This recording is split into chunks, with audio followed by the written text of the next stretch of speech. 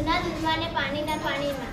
એક હતું ગામ, તે ગામની પાસે થઈને એક નદી વહે. નદીના બીજા કિનારે ઘણા દૂધવાળા રહે. કેટલાક દૂધવાળો નજીકમાં મોટું શહેર હતું, ત્યાં દૂધ વેચવા જાય. એક દૂધવાળાને થયું, લાવને આ નદીનું પાણી હું દૂધમાં રેડી દઉં, તેથી મને વધારે પૈસા મળે. આમ વિચારી તેને પોતાની દૂધની બરણીમાં 2 લોટી પાણી ઉમેરી દીધું. એ જ વખતે બીજા દૂધવાળા પાછળથી જોયું, પણ કશું બોલ્યો નહીં. પછી બધા શહેરમાં ગયા દૂધ વેચવા અને પાછા આવ્યા. પાછી આવતી વખતે દૂધવાળાને તરસ લાગતા તે પેલી નદીમાં પાણી પીવા ગયો. પાણી પાવી જ્યાં તે નીચે વળે, તેના ખિસ્સામાંથી થોડા પૈસા નીચે પડી ગયા,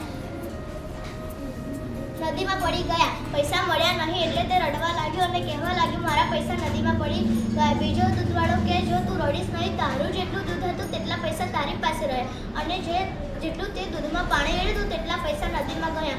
અને આમ માની લે, હવે ઘરે ચાલ. પછી પેલો દૂધવાળો બધાની સાથે ચૂપચાપ ચાલવા લાગ્યો. આભાર.